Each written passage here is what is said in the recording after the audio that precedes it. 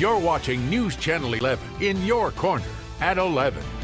The world is reacting to the death of Fidel Castro. Good evening and thank you for trusting News Channel 11.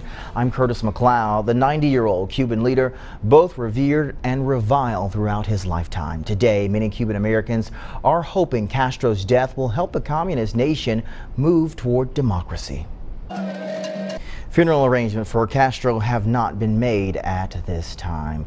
Tennessee Senator Bob Corker weighed in on the death of Castro, saying in part, "It is my hope that Castro's passing might turn the page toward a better way of life for the many who have dreamed of a brighter future for their country." The Green Party and the Hillary Clinton campaign have teamed up to move forward with plans to recount votes of this year's presidential election in several battleground states. The announcement from the Clinton campaign has voters both excited and angry all across the nation. Wendy Gillette has the latest now from New York. Topping tonight's Crime Watch, we have an alert from police tonight. A man accused of assaulting and attempting to kidnap a woman is now behind bars. This is Robert Howland. According to deputies, he walked into the Big Orange Market in Bristol and demanded money from the cashier. Authorities say that Howland took money and then held the female clerk at gunpoint and made her leave the store with him. Someone drove into the parking lot while Howland was trying to kidnap the clerk. That's when he threw the clerk to the ground and drove away. Howland was apprehended by authorities with the Bluff City Police Department after a pursuit on Interstate 81. He's being held in the Sullivan County Detention Center tonight. The Greene County Sheriff's Office is trying to find a man they say stabbed someone. Police say the stabbing happened at a home on Clay Way in Greenville. This is right next to the Greene County Municipal Airport. Investigators are still trying to piece together what led to the stabbing. They say a man was taken to the hospital. Authorities say Christopher Franklin, seen here, already has active warrants for violation of probation. Detectives tell us they plan to charge him with aggravated assault. Now, if you see him, you need to call Greene County Sheriff's Office. That's the number you see there on your screen. On Sunday, friends and family members will come together to remember the life of a 3-year-old toddler who died earlier this week from serious injuries. 3-year-old Jakari Phillips died Tuesday after being rushed to the hospital for critical injuries. His mother told us he loved music and loved to sing. The family is gathering at the Mountain City Funeral Home Chapel. The services are set to begin at 5 o'clock. Jakari's stepfather, Demetrius Covington, is accused of murdering him. He disappeared after the boy was taken to the hospital. Investigators found him 6 hours away in Dayton, Ohio. He is awaiting extradition back to Elizabethton.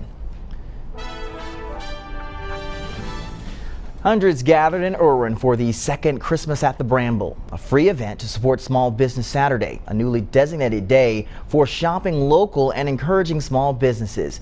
Justin Soto found out what this day means to people who love their hometown.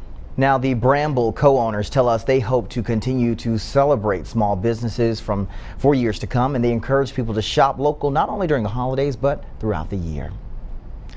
Dozens of people hit the streets of downtown Unicoi today for their annual Christmas parade.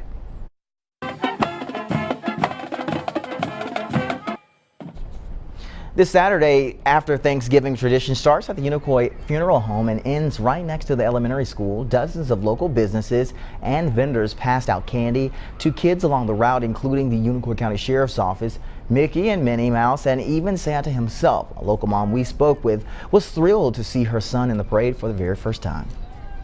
That mother says she is looking forward to watching her son in the parade for the next 4 years. People in Jonesboro tonight were in for a treat as the town rang in the holiday season. Let it snow, let it snow, let it snow. The night began with some festive performances from the Jonesboro Elementary students, the David Crockett Choir, and the Jonesboro Repertory Theater.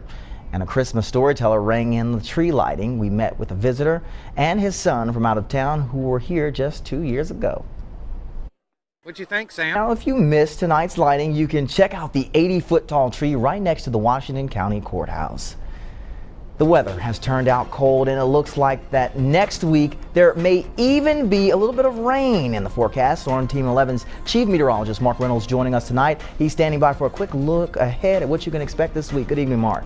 Hey there, Curtis. The best news by far. We've got a chance of rain not only one day, but maybe up to 3 days this week. your Storm Team forecast coming right up. Right, and a lot of people are looking forward to that rain with the wildfires we've seen throughout the region lately. So it'll definitely be some help. Big problem too, Monday night, Tuesday. Definitely, we have to keep our eyes on those winds, Mark. All right, thank you so much. We appreciate it, Mark. And we'll be right back on the other side of this break. Thank you.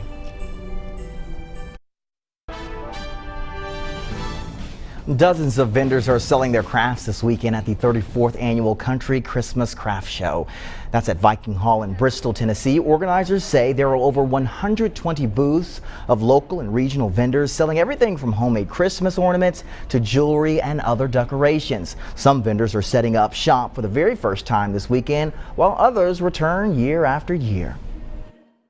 Now, the craft show will be open tomorrow from noon until 5 p.m. Admission is $5 for adults. Children 12 and under are free.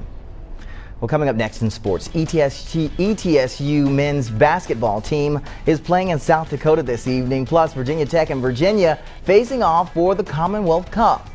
That's next in sports. To Vanderbilt. Yeah, I know a lot of people upset with that. You should be. All right, thank you so much, Kane. We appreciate it. Final check of weather on the other side of this break. Stay with us. Hey, thank you all for staying up with us tonight. Until next time, may good news be with you. See ya.